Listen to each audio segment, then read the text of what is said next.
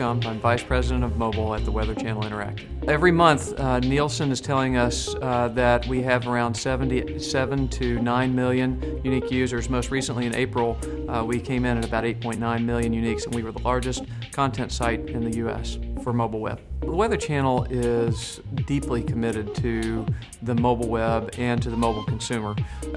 From our perspective, it starts with what consumers want, and then we build backward. And what we think, we have a few primary principles as we go to market. One of them is look at how consumers are looking for weather and then find ways to meet that need. The second one is treat the mobile device as a separate device from other platforms. And the third one is always live up to the brand promise of the Weather Channel, which involves trust, reliability, expertise. The key barriers at the time were handsets and networks and our ability to deploy websites that were very compelling. But then as we got to about 2004, 2005, we said, hey, we think it's really coming along now. Devices, networks have improved. We think we can offer a good consumer experience. And so we moved to more advanced programming languages. The net is that we could deliver a compelling experience and start to put images in there.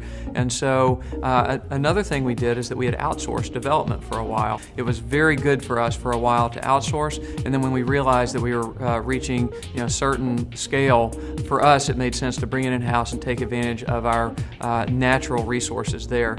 But we did have to hire mobile developers, and that's where I would make a key point. Start assuming that mobile is entirely different and has nothing to do with the online web or TV, and then work backwards into the things you know instead of the other way around, because that way you can check all your assumptions and make sure you're truly doing the best service you can for a consumer. One of the most important guidelines is to continue to develop and continue to innovate, and really it's the day in, day out, week in, week out, monthly iterative development where you turn around 6 months, 12 months later and you say, wow, look at what an amazing experience this is, and probably at the same time you have the thought, well, what if we did this other thing?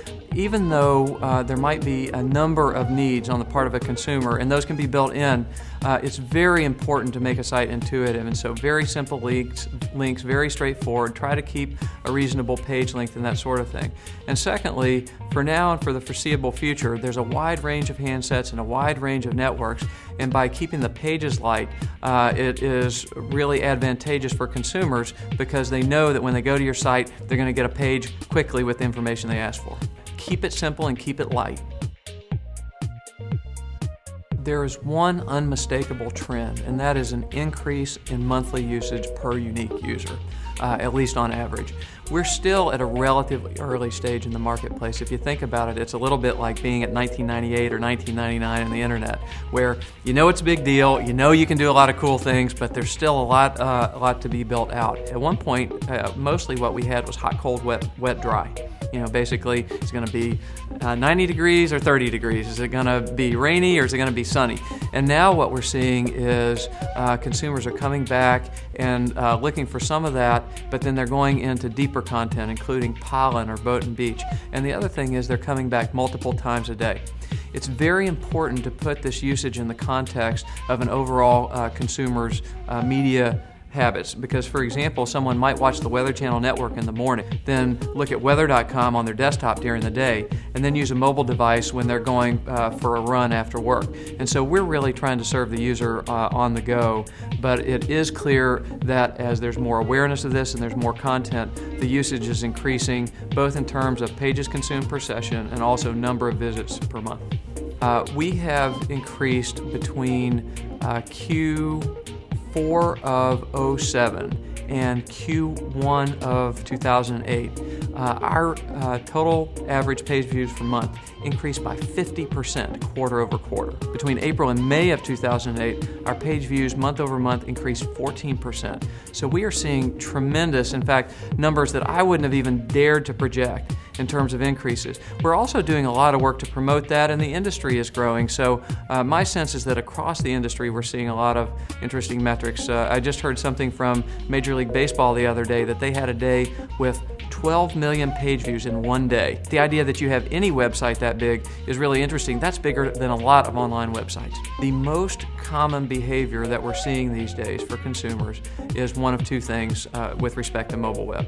The first one is consumers typing weather.com or weather.mobi into their browser. The second one is clicking on a link that says weather.com, weather.mobi, or the Weather Channel.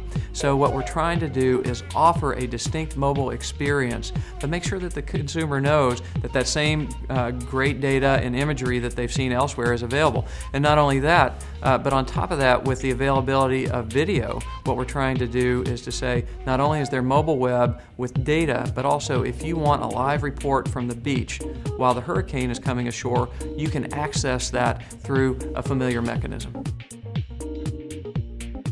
I think it's an interesting question about whether people will use .com, .mobi, .org, etc. I don't see them as competing. I see them as complementary. The experiences today are virtually identical with different branding because we know that some consumers are going to have weather.com resonate with them and some consumers are going to have weather.mobi resonate with them, and our job is to meet the needs of consumers and really have them walk away from every experience delighted. What I think we'll see if you look 2, 3, 4 years down the road is that .mobi is going to be a very common way of accessing mobile content. It's a very neutral URL, and it's neutral in the sense that it's not specific to any geography, but it's specific in that it's specific to mobile. So I think it will have very positive connotations, and I think it's going to have an important place in our marketplace.